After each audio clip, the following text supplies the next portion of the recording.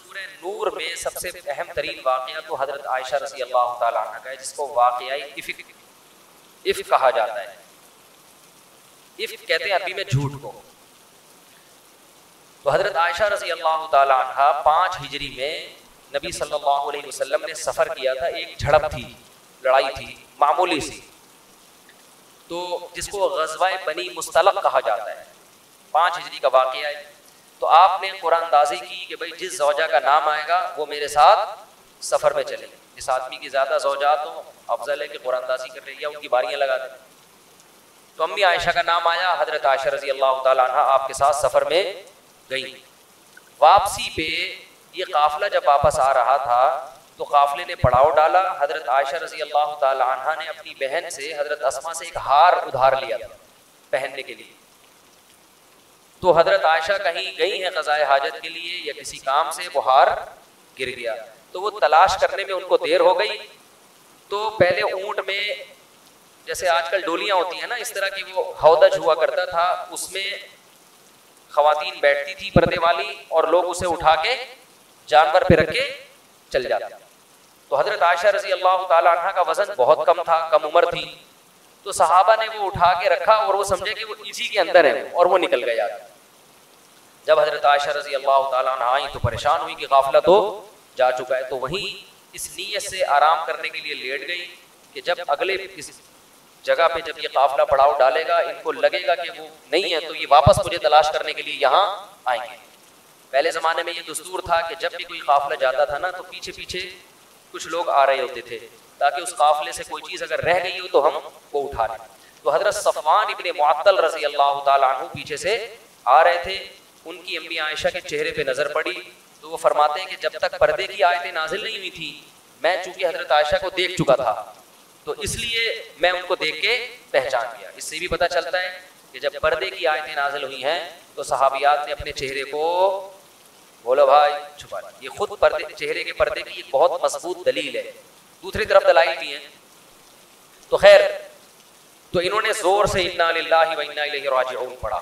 जैसे ही पढ़ा है तो हज़रत आयशा उठ गई। तो फरमाती हैं उस वक्त से मदीना दाखिल होने तक कोई कलाम उन्होंने मुझसे नहीं किया। बस वो बैठी है हौदज में और हज़रत सफ़वान इब्ने मुअत्तल, ये ऊँट पे बैठी है, हज़रत सफ़वान इब्ने मुअत्तल उनको लेके चले गए, कोई बात नहीं। तो जैसे ही मदीना में दाखिल हुए ना, तो ये अब्दुल्लाह इब्ने उबई इब्ने सलूल बहुत बड़ा मुनाफिक था। मनफी प्रोपेगेंडे का इसको मौका चाहिए, हर मुआशरे में होते हैं ऐसे लोग। तो इसने जब देखा कि अम्मी आयशा के साथ आ रही हज़रत सफ़वान इब्ने मुअत्तल, तो इसने माज़ अल्लाह नक़्ल कुफ़्र ये प्रोपेगेंडा करना शुरू कर दिया कि अल्लाह माफ़ फरमाए, बोलते हुए भी डर लगता है कि माज़ अल्लाह इनके आपस में, माज़ अल्लाह नक़्ल कुफ़्र, नाजायज़ ताल्लुक़ात, ज़िना की तोहमत लगाई। और इतना प्रोपेगेंडा किया उसने, इतना प्रोपेगेंडा किया कि 3 सहाबा वो भी उसके प्रोपेगेंडे में आ गए। हालांकि वो बदर में शरीक हुए थे, मुखलिस थे। 2 सहाबा और 1 सहाबिया। 2 सहाबा थे, एक तो हस्सान इब्ने साबित, ये बड़े मुखलिस सहाबी थे और ये नबी की शान में अक्सर अशआर पढ़ा करते थे। और दूसरे थे मिस्ताह इब्ने असासा, ये भी ग़ज़वा बदर में शरीक हुए हैं। और तीसरी खातून थी हमना बिनते जहश। तो इतना उसने प्रोपेगेंडा किया ना कि ये भी उसमें मुब्तला हो गए। हालांकि ये मुनाफिक नहीं थे, वो तो कमबख्त था ही, मुनाफिक मशहूर था। हज़रत आयशा रज़ी अल्लाह ताला अन्हा सफ़र से वापसी पे बीमार थी, थकावट थी, घर से नहीं निकली। तो एक दिन वो हज़रत मिस्ताह जो थे ना, जो इस तोहमत में शरीक थे, उनकी वालदा के साथ फरमाती है कि मैं कहीं रात को क़ज़ाए हाजत के लिए दूर गई, तो जा रही थी तो कहीं पाँव लगा होगा, कहीं ठोकर। तो हज़रत मिस्ताह की जो वालदा थी, उन्होंने अपने बेटे के लिए बददुआ की कि वो हलाक हो जाए। तो फरमाती है कि मैंने कहा कि वो बदरी साहबी है, क्यों उनके लिए बददुआ कर रही हो? तो उन्होंने कहा कि तुम्हें पता नहीं है तुम्हारे बारे में क्या मशहूर कर दिया है। अम्मी आयशा को इस वक्त तक पता नहीं था। तो जब उनको बताया तो हज़रत आयशा रज़ी अल्लाह ताला अन्हा बहुत ज़्यादा रोई और बीमार हो गई घर के अंदर। और नबी सल्लल्लाहु अलैहि वसल्लम को भी इत्तला मिली कि मदीना में इस किस्म की खबरें मशहूर हो गई। तो आप सल्लल्लाहु अलैहि वसल्लम भी बहुत ज़्यादा गमज़दा। तो मैं बहुत मुख्तसर करके ये वाक़या सुना रहा हूँ। तो जब नबी सल्लल्लाहु अलैहि वसल्लम हज़रत आयशा के वालिदैन के घर गए, उनसे जाके आपने बात की कि आयशा, यानी आप बहुत परेशान थे, लेकिन आपने खुद अपनी ज़ौजा की बशारत बयान नहीं की क्योंकि आप इसमें न्यूट्रल रहना चाहते थे। आपने हजरत आयशा से पूछा कि बताओ असल मामला क्या है। तो हजरत आयशा फरमाती हैं कि मैंने कहा कि अगर मैं ये कहूँगी कि मैं बेगुनाह हूँ तो लोग मेरी बात पे यकीन नहीं करेंगे, और अगर मैं ये कहूँगी कि मैं मुजरिम हूँ तो फौरन लोग क्या कर लेंगे, यकीन कर लेंगे। तो मैं इस मौके पे वही कहूँगी जो याकूब अलैहिस्सलाम ने अपने बेटे के गुम होने पर कहा था, फसब्रुन जमील, मेरे पास सब्र के अलावा कोई रास्ता नहीं है।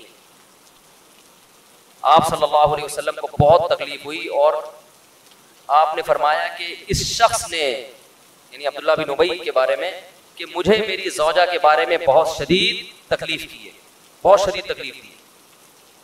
तो हजरत आयशा फरमाती है कि मुझे यकीन था कि अल्लाह नबी को मेरी बराअत बयान करेगा। अच्छा, इसमें फिर ये तफ्तीश जब शुरू की गई है तो सबसे पहले सोगनों से पूछा जाता है ना, क्योंकि सोगने तो सोगन के बारे में अक्सर मनफी सोच। तो जब उम्महातुल मोमिनीन से पूछा गया तो उन्होंने सख्ती से इनकार किया। उन्होंने कहा कि हमने आयशा में ऐसी कोई चीज नहीं पाई। सोगन होने के बावजूद उन्होंने गवाही दी। हजरत आयशा की खातिमा से पूछा गया, उन्होंने कहा वो तो इतनी गाफिल हैं, लाउबालीपन जो होता है ना घर में, जो ना यानी एक बचपना जो होता है कि बकरी घर में घुस के आटा खा के चली जाती है और उनको पता नहीं चलता, उनको इन चीजों से क्या दिलचस्पी।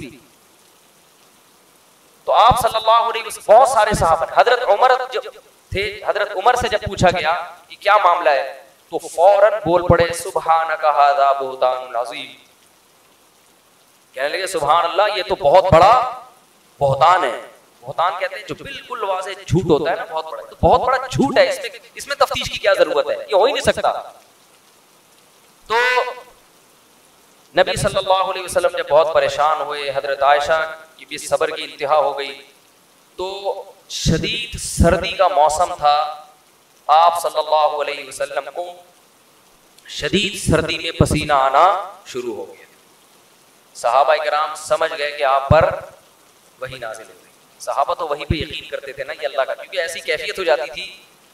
तो हजरत आयशा फरमाती है शदीद सर्दी में ना आपके ऐसे पानी की तरह पसीना नुचड़ता था, ऐसी कैफियत होती। तो आप सल्लल्लाहु अलैहि वसल्लम अम्मी आयशा के घर में और आप पर वही आना शुरू, और पूरा रुकू 11 आयतें नाजिल हुई जिसमें अल्लाह ने हजरत आयशा रजी अल्लाह तआला अन्हा की पाक दामनी को बयान किया। तो जैसे ही आप नॉर्मल कंडीशन में आए हैं, आप सल्लल्लाहु अलैहि वसल्लम ने हजरत आयशा को खुशखबरी सुनाई कि अल्लाह ने तुम्हारी पाक दामनी को अल्लाह ने बयान कर दिया। तो हजरत आयशा की वालदा खड़ी हुई, उन्होंने फौरन फरमाया कि अपने शौहर का शुक्रिया अदा करो। अम्मी आयशा ने फरमाया नहीं। क्या फरमाया? फरमाया ये पाक दामनी नबी ने बयान नहीं की है, ये किसने बयान की है? तो अल्लाह ने, तो मैं अल्लाह का शुक्र अदा करूंगी। तो उस पर ये आयतें नाजिल हुई। हजरत आयशा फरमाती है मुझे यकीन था कि अल्लाह मेरी बरात का ऐलान करेगा, मगर इसका तसव्वुर भी नहीं था कि कुरान की आयतें बना के अल्लाह नाजिल कर देगा जो क़यामत तक पढ़ी जाएगी। तो अल्लाह ताला ने फिर जो अब्दुल्ला बिन उबई था उसके लिए दर्दनाक सख्त अजाब की खुशखबरी बताई और फरमाया कि जब उसूल ये है कि जो किसी पे ज़िना की तोहमत लगाएगा तो कितने गवाह लेकर आएगा? 4 गवाह, और यहाँ किसी के पास 1 गवाह भी नहीं है। ये कुरान में पहले नाजिल हो चुका था ये हुक्म कि 4 गवाह होने चाहिए। तो अब जो लोग इसमें शरीक थे उन पे हद क़ज़फ़ जारी होगी और उनको 80 कोड़े लगाए गए, जिनमें 2 सहाबी और 1 सहाबिया और अब्दुल्ला बिन उबई मुनाफिक, इसको भी 80 कोड़े लगाए। तो हजरत आयशा की अल्लाह ने बरात का ऐलान किया और फिर कुरान ने कहा लौला इज़ समिअतुमूहु, सहाबा को भी तंबीह की कि ऐसा क्यों नहीं हुआ कि जब तुमने ये खबर सुनी थी कुल्तुम मा यकूनु लना अतकल्लम बिहाज़ा, तुमने ये क्यों नहीं कहा कि हम तो इस पे कलाम भी नहीं कर सकते। सुबहानका हाज़ा बुहतानुन